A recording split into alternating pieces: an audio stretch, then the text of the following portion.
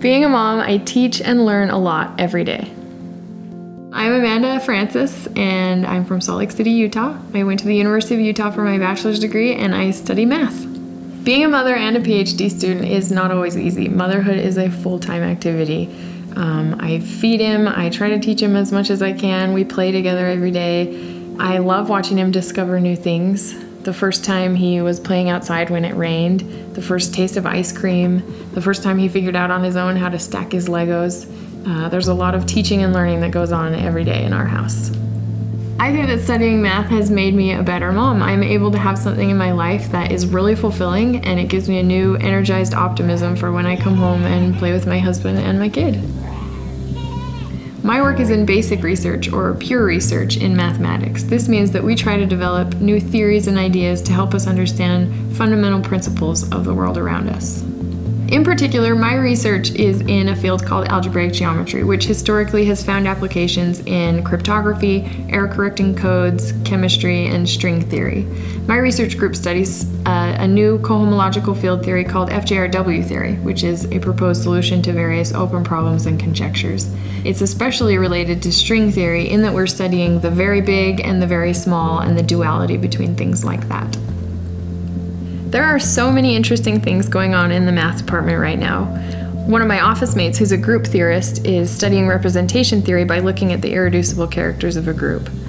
A group of students that I know who work in linear algebra are focused on the minimum rank and inverse eigenvalue problems. And I know an applied math student who has worked on developing a put option for retailers to hedge against the risk of demand, and he's worked on developing a dynamical appointment scheduling system for healthcare. And these are just a few. There are a lot of really interesting projects to work on. The options are pretty much wide open.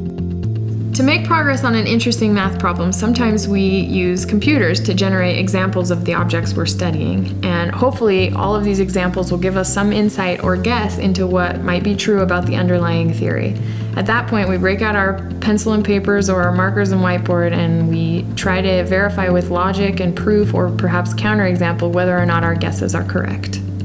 The best thing about BYU is the people, both the faculty and the students. In our department, we have about 35 to 40 graduate students and about 35 to 40 faculty members. There's about a 1-to-1 ratio of graduate students to faculty. You definitely feel this advantage when you're a student in our department. For example, as a graduate student, I was able to be an instructor for a 2-week math camp for middle schoolers last summer. I got to coach a middle school math team in math counts.